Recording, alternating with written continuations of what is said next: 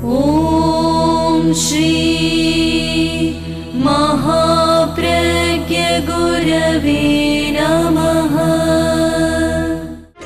जिसके सांसों में रहता है शाश्वत शांति का स्पंदन, उस महाप्रज्ञ को वंदन, उस महाप्रज्ञ को वंदन। सत्य अहिंसा अनेकांत को अर्पित जिसका तन मन, उस महाप्रज्ञ को वंदन, उस महाप्रज्ञ को वंदन। जिसके सांसों में रहता है शाश्वत शांति का स्पंदन, उस महाप्रज्ञ को वंदन, उस महाप्रज्ञ को वंदन।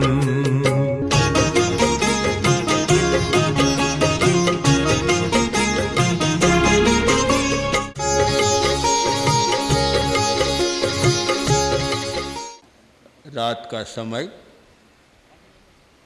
रात बीत चुकी, पश्चिम रात आई और एक आदमी ने सपना देखना शुरू किया। सपना देखा कि एक अप्सरा आई है और वह मुझे आकाश में उड़ा कर ले जा रही।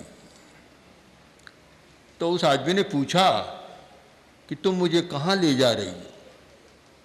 अप्सरा बोली, सपना तुम देख रहे हो, मैं देख रही हूँ। लगता है कि दुनिया एक सपने की सी बात है और इस स्वप्न को हम समझ लें तो कुछ यथार्थ की भूमि पर आए, यथार्थ की खोज करें और इस जीवन को सार्थक बनाएं। जीवन जो आदमी जीता है और एक लक्ष्य के साथ जीता है तो उसका निर्माण होता है। निर्माण जीवन की सफलता का पहला पद चिन्ह या आधार स्तंभ है।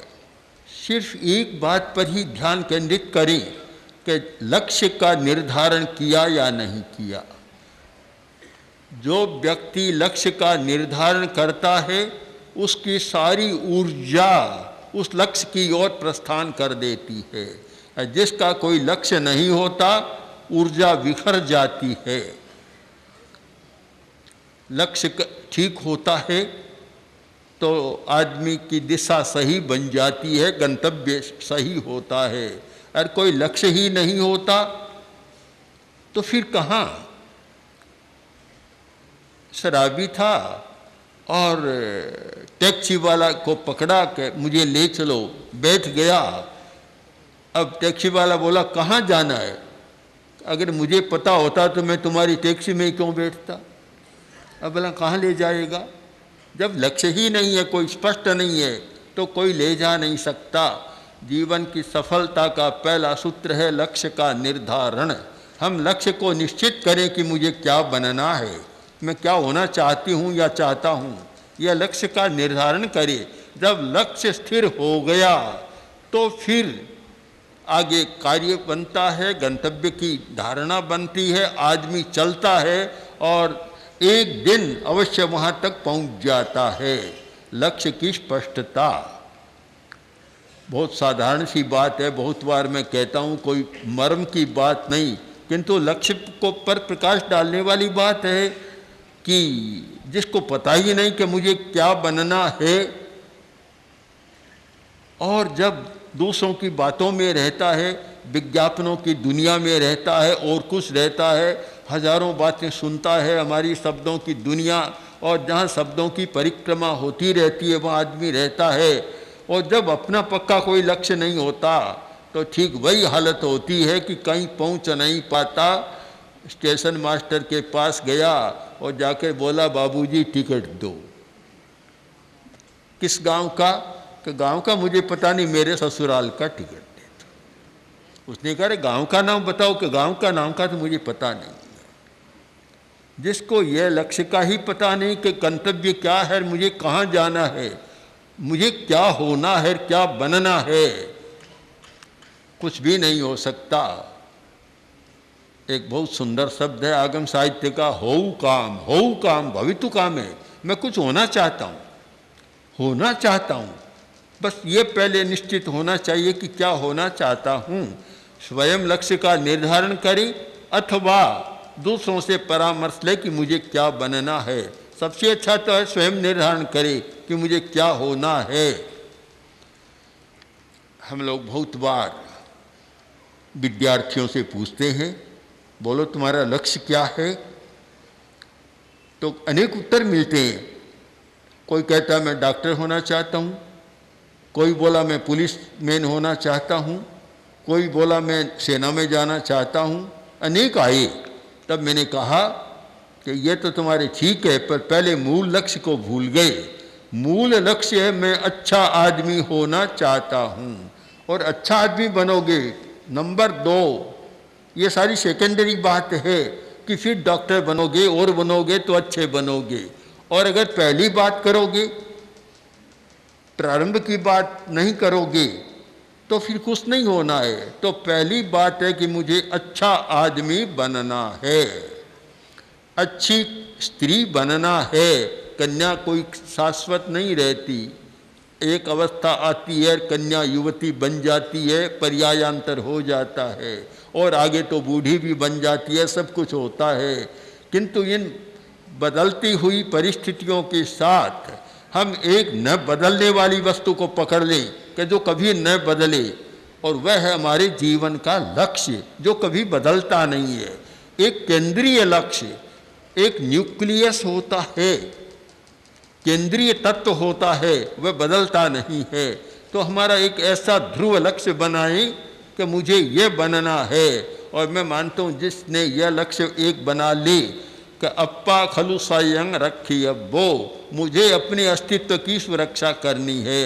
हजारों प्रलोभन, हजारों परिस्थितियाँ, हजारों बाधाएं और कितने कुछ आते हैं, किंतु जिसका यह लक्ष्य बन गया कि मुझे आत्मवान बनना है, आत्मवान, मुझे अपने अस्तित्व की रक्षा करनी है, शायद उसे कोई विचलित नहीं कर सकता, और न कोई विज्ञापन बाधा डाल सकता, न कोई परिस्थिति बाधा डाल सकती, और न कोई दृश्य और कुछ डाल सकते।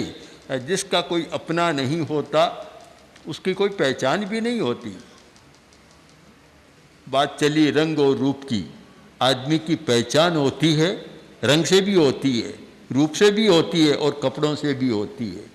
कपड़ों से होती है, किंतु वह पहचान, यह रंग की पहचान टिकती नहीं है। अनुभव करो कि 10 वर्ष टिक जाएगा, जैसी अवस्था ढली रंग बदल जाएगा।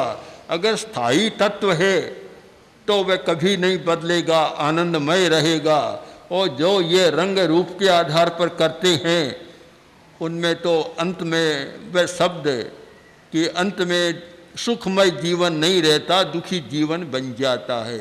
बाहरी पहचान आखिर बाहरी पहचान है। आजकल तो वेशभूषा भी कुछ बदल गई, हमें भी पूछना पड़ता है कि ये लड़की है या लड़का है। कई बार पूछना, बहुत बार काम पड़ता है। ऐसी कोई गोष्ठी थी, और गोष्ठी में कुछ कन्याएं और सामने आई, तो 2 व्यक्ति पास में बैठे थे। तो उसने कहा कि लड़का बहुत अच्छा लग रहा है। तब पास में बैठी महिला बोली कि नहीं, यह लड़का नहीं, लड़की है। तो आपको क्या पता? वह भी पुरुष वेश में थी कि मैं उस, आपको क्या पता? स्त्री वेश में। बोली कि मैं उसकी माँ हूँ। अब बेचारा पहचाने कैसे? हमारी पहचान तो बाहर के आधार पर हो रही है, हमारी अभी कठिनाई है। हमारी सारी पहचान है बाहर के आधार पर, और समाज में अगर भीतर के आधार पर पहचान बन जाए तो शायद केंद्रीय तत्व हमारा सुरक्षित रह सकता है। किंतु इस पहचान में कोई बहुत लाभ नहीं हुआ। यह तो एक तात्कालिक बात होती है। हमारी स्थायी पहचान अपनी गुणवत्ता के आधार पर बने। जिस व्यक्ति में विशेषता होती है, चाहे शादी की समस्या आए कोई बात नहीं, किंतु वह बिना शादी किए ही अपने जीवन का ऐसा निर्माण कर सकती है कि शादी करने वाले उसके पीछे पीछे घूमते रहे। मूल है योग्यता का विकास, गुणवत्ता का विकास। इसलिए इन बाहरी पहचानों को यद्यपि समाज में चलता है, कठिनाई है, समस्या है, फिर भी जिस व्यक्ति ने अपना ठीक अच्छा लक्ष्य बना लिया, इन बाहरी बातों में उलझने की ज़रूरत नहीं। बस लक्ष्य और जीवन का निर्माण, ये दो सूत्र सामने रहे तो शायद बहुत आनंदमय जीवन हो सकता है। और मैं तो मानता हूँ उस व्यक्ति का जीवन सफल है जो आनंद का जीवन जीता है, दुखी होने का जीवन जीता है, दुखमय जीवन जीता है। चाहे कितना ही तो रंग है, रूप है, रंग रूप की बात चली तो मेरे मन में आया, मैं एक ऐसी घर की घटना को जानता हूँ कि बहुत रंग रूप देखकर शादी कर ली और एक दिन उसका ससुर आया और बड़ा दुखी। मैंने कहा आज कैसे? बोला क्या करें, पुत्र वधू ऐसी है कि जब भी गुस्सा आता है तो बाजार में जाकर बैठ जाती है, उसको मना कर लाना हमारे लिए मुश्किल हो जाता है, कुछ काम नहीं आता। एक बात को निश्चित मान ले, ध्रुव सत्य, कि अपनी योग्यता का विकास करो, जीवन अच्छा रहेगा। वह नहीं है तो बदलता चला जाएगा। आज जो अच्छा लगता है रंग रूप बदला और उसका आदर भी कम हो जाएगा। इसको कभी सत्य मत मानो, सच्चाई मानकर इस पर अटको मत। जो दक्षिण भारत से ये लोग आए हैं, नाहर और ललित जैन और कुछ साथ में लाए हैं, धर्म चक्रवर्ती, मुझे तो कोई बात छूती नहीं है, बड़ी कठिनाई है। कारण कि जब अहंकार हो तब तो कोई बात छूती है कि बहुत बड़ा काम हो गया, और अहंकार विलय तो जीवन का प्रारंभ से वृद्ध रहा। बचपन से कभी अहंकार आया नहीं, याद ही नहीं कभी अहंकार आया हो किसी बात पर। बहुत सारी विशेष बातें सामने आई पर अहंकार कभी छुआ नहीं, तो इसलिए मेरे लिए कोई खास बात मुझे लगती नहीं। किसी ने पूछा, पत्रकारों ने पूछा क्या हुआ, क्योंकि जिस दिन छुएगा तब बताऊंगा क्या हुआ, अभी तो वह स्पर्श नहीं कर रहा है। अहंकार होता है तो एक छोटा भी पता नहीं कैसी बात कर देता है। कच्चा पुल था, हाथी और चूहा दोनों जा रहे थे, दोनों में दोस्ती हो गई। पुल कच्चा था, हाथी गया, पुल टूटी और चूहा भी नदी में गिरा, हाथी भी गिरा। तब चूहा तैरता हुआ बोला, देखो मैंने पहले भी कहा था कि पुल कच्चा, हम दोनों का भार सहन नहीं कर सकेगा।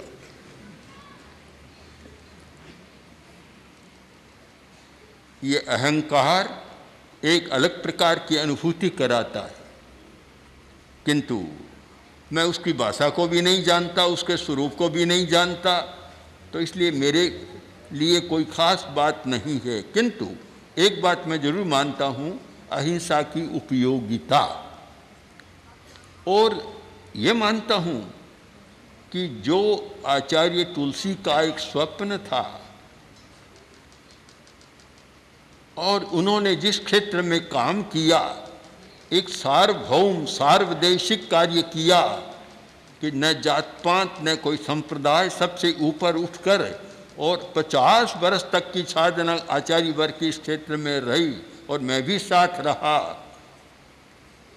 तो उसका एक परिणाम मानता हूँ कि अहिंसा यात्रा के साथ, उससे पहले भी और विशेषतः अहिंसा यात्रा के दौरान हिंदुस्तान के धर्म गुरुओं के प्रति मेरे मन में और मेरे प्रति उनके मन में जो एक विशेष श्रद्धा सद्भावना जागृत हुई है, उसका परिणाम मैं जरूर मानता हूँ। सुधा मही जी का एक पत्र आया, उसमें उन्होंने लिखा कि मैं दक्षिण भारत में बहुत धर्म गुरुओं से मिली और जिनसे मिलती हूँ वे आपके प्रति बहुत ही एक महत्वपूर्ण उद्गार प्रकट करते हैं, इससे मुझे बड़ा हर्ष हो रहा है। ये मानता हूँ उनकी उदारता। बाल गंगाधर स्वामी जो कर्नाटक के प्रमुख एक मठाधीश है, चुनचुन आदिगिरी के मठाधीश, और बहुत बड़े उनके हाथ में कर्तृत्व के वाले काम हैं, इतने बड़े बड़े काम कर रही हैं, इतने बड़े बड़े महाविद्यालय, कॉलेज, 2 कॉलेज सिर्फ सुधा मई जी ने देख, उन्होंने लिखा कि मैं देखकर आश्चर्य में रह गई और हमें भी ऐसा काम करना चाहिए। बहुत बड़े वहाँ के हैं प्रथम बार आए और ये नाहर मूलचंद जो छोटा सा लगता है, पर कभी छोटा आदमी बहुत खोटा भी होता है। छोटा है पर इतना धुनी है, और ये ललित जैन साथ में है, सारे ये लोग ये लाए। अब आने के बाद पता नहीं क्या हुआ कि हमारा प्रथम मिलन था तो ऐसा हो गया कि जैसे कोई सदा से हमारे साथ ही रही।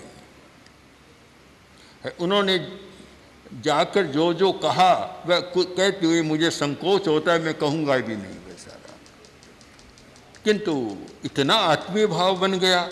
और जब सबको लगा कि इनका इतना है तो दूसरे धर्मगुरु जो ये शिवरात्रि जी मैसूर के उतने ही बड़े मठाधीश है वे सब लोग आए और सब लोगों का मिलन हुआ। तो ये अहिंसा की बात विशेषता मानूं।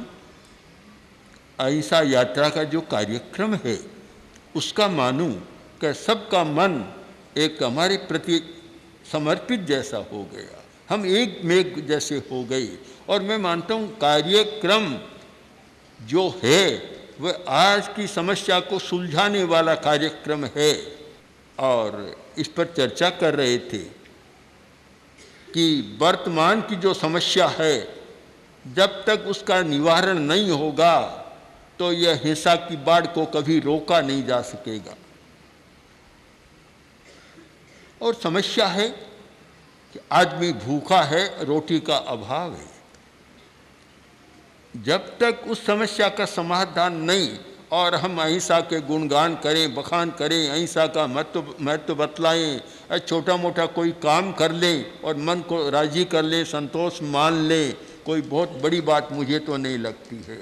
जब मूल समस्या को नहीं पकड़ेंगे, भगवान महावीर की दृष्टि थी कि समस्या के मूल को पकड़ो। कुछ धर्माचार्य थे ऊपर की बात कहते थे, तो महावीर का सूत्र रहा अग्गम च मूलम च छिंदे, अग्र को भी पकड़ो और मूल को भी पकड़ो। जब तक मूल जड़ को नहीं पकड़ोगे तब तक तो ये सब कुछ होता रहेगा। हमें जड़ तक पहुंचना है। जड़ कैसी है? राजस्थान की बात है कि कोई बाहर से सन्यासी आया था, जा रहा था अकेला और खेत में देखा तुम्बाई बहुत बढ़िया बढ़िया बेलें फैली हुई है। उसने देखा रे बड़ा अच्छा फल दिख रहा है, दिखने में रंग रूप अच्छा होता है। अब रंग रूप को देख कर खा ले तो थोड़ा खाया तो कड़वा, तो फिर भीतर का गुदा खाया तो भी कड़वा, हर चीज को खाया तो कड़वा। तो उसने सोचा रे जड़ देख लूं कैसी है। जड़ खाई तो वह भी कड़वी। क्या अब बात समझ में आ गई, जिसकी जड़ ही कड़वी है तो भला पत्ता और ऊपर का गुदा तो मीठा कैसे होगा। हम जड़ को मीठा बनाएं तो ऊपर का मीठा हो सकता है, उसके बिना हो नहीं सकता। तो जड़ तक पहुंचने की बात करें। मैं मानता हूँ अपरिग्रह की बात करने वाले और अहिंसा की बात करने वाले, उन्हें बहुत गंभीरता से सोचना है और इस बात पर ध्यान देना है कि अपरिग्रह और अहिंसा दोनों का विकास साथ हो सकता है। परिग्रह के तो खूब करें, शोषण करें, अन्याय करें, मिलावट करें, अनैतिकता करें, और अहिंसा की बात भी करें। और अहिंसा परमो धर्म का जब प्रसंग आए तो नारा भी आकाश में गूंजाए। मुझे तो ये सारा झूठा लगता है, झूठा व्यवहार लगता है, इससे कोई बहुत लाभ होने वाला नहीं है। तो इन सब अवधारणाओं ने और अहिंसा के मूल को पकड़ने की हमारी बात ने और हमारे पारस्परिक संपर्क ने आज एक ऐसे वातावरण का निर्माण किया है कि उनकी हमारे प्रति बहुत सद्भावना पैदा हो गई। और मैं तो ये मानता हूँ कि स्वामी जी का और शिवरात्रि स्वामी जी का उनकी वह सद्भावना का ही परिणाम है। अब कुछ भी कहें मेरे लिए तो कोई बात नहीं, पर उनकी सद्भावना कितनी है उसका हमें मूल्यांकन जरूर करना है कि उनकी उदारता और सद्भावना का। अब दो बात, निर्माण और उपयोगिता। निर्माण करें और जीवन को उपयोगी बनाए रखें, अनुपयोगी न होने दें। जब तक उपयोगिता होती है सब लोग निकट आते हैं, और उपयोगिता नहीं होती सब दूर चले जाते हैं। हर आदमी को सोचना है कि मेरी कोई न कोई उपयोगिता बनी रहे। अब ये कैसे? निर्माण और उपयोगिता के बीच में एक चीज़ और आती है, वह है जीवन को समझने की कला, ज्ञान। हम जीवन को समझने का भी प्रयत्न करें और उपयोगिता का जीवन जिए कि जीवन नश्वर है, चला जाता है, उपयोगिता रह जाती है। रांका का प्रश्न आया, मोतीलाल रांका, और जिस व्यक्ति के बारे में कहना भी मुझे बड़ा अटपटा सा लगता है, क्या कहूँ, क्योंकि बचपन से ही मेरे निकट बैठने वाले 10, 20, 50 जो प्रबुद्ध लोग थे, उनमें उनका भी एक प्रगाढ़ अनुराग मेरे प्रति था। शुरू से ही बौद्धिक आदमी था और उतना ही विवेकशील और विनम्र व्यक्ति था।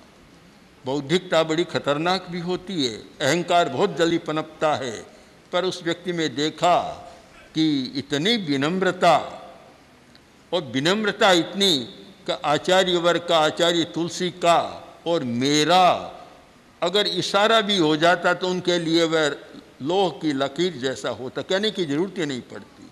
इतना अनुशासन प्रियता एक बात जरूर थी कि समय की पाबंदी तो नहीं थी, इतना इसमें ढिलाई थी।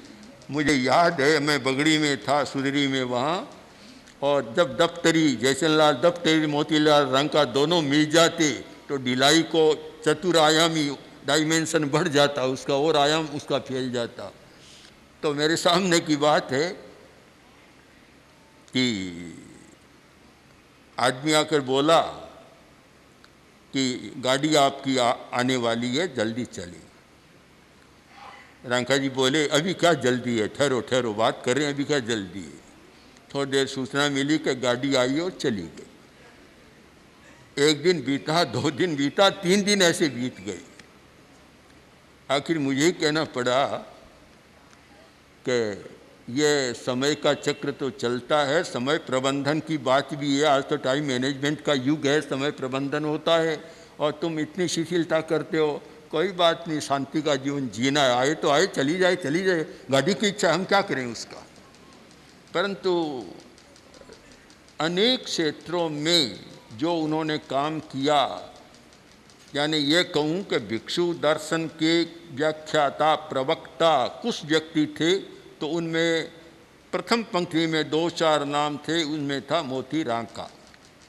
तो उसका बड़ा मर्म से समझा था, खूब गहराई से तत्व को समझा, और उतना ही साहित्य का प्रेम और कार्य किया, अणुव्रत के प्रति समर्पण रहा।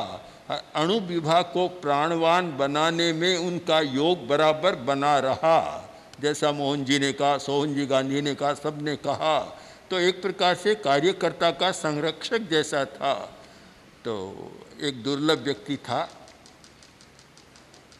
उतना ही गुरुदेव का अनुग्रह उन्हें प्राप्त होता रहा, आचार्य तुलसी का अनुग्रह पूरा प्राप्त था उनको। तो ऐसा व्यक्ति अब सही होता है, यह तो काल का समय का चक्र होता है, चला गया और अच्छी स्थिति में गया, अच्छा परिवार, विनयी परिवार, मित्रों का भी बड़ा एक संकुल है उनका, इतने मित्र हैं, बहुत जगह जगह मित्र हैं, और बड़ा काम किया। और जब बंगलोर में चतुर्मास हुआ और सीता शरण शर्मा को निकट लाने में उनका योग था, और वही सीता शरण शर्मा इतना निकट हुआ कि एक दिन अणुव्रत का इतना बड़ा कार्यकर्ता बन गया, अणुव्रत समिति का, केंद्रीय अणुव्रत समिति के अध्यक्ष बने और बड़ा काम किया। तो ये जब मैं सारी स्थिति, पुरानी स्थिति देखता हूँ, धनजी सेठिया, मोती रांका, सिरेमल जी डोसी, धनजी धारीवाल और अमोल चंद जी मेहत आदि आदि, जो एक पूरी एक टीम थी कार्यकर्ताओं की, तो बड़ा काम किया था। तो ऐसे व्यक्ति का जाना समाज को अखरता तो है, परिवार को भी अखरता है, ज़्यादा अखरता है, किंतु हम सच्चाई को समझें और जीवन की नश्वरता को भी समझें, प्रकृति के नियम को भी समझें। इसलिए जाने के बाद भी उनको न जाने दें, उनकी विशेषताओं को सुरक्षित रखें, ऐसा प्रयत्न धर्म संघ को भी करना है, परिवार को भी करना है, सबको भी करना है।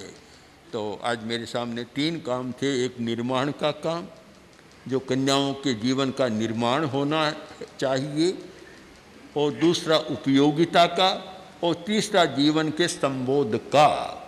हम तीनों कोणों से, जीवन समग्र है, जुड़ा हुआ है, हम बांट नहीं सकते, अलग नहीं कर सकते। तो इस जीवन की समग्रता को देखकर और हम ऐसे जीवन के प्रति समग्र दृष्टिकोण का निर्माण करें जिससे खंड खंड का जीवन न जिए, एक अखंड समग्र जीवन जी सकें। तो उसके द्वारा हम अपना भी भला कर सकते हैं और समाज का भी भला कर सकते हैं। ओम आरती। ओम श्री महाप्रज्ञ गुरवे नमः। ओम श्री महाप्रज्ञ गुरवे नमः। ओम श्री महाप्रज्ञ गुरवे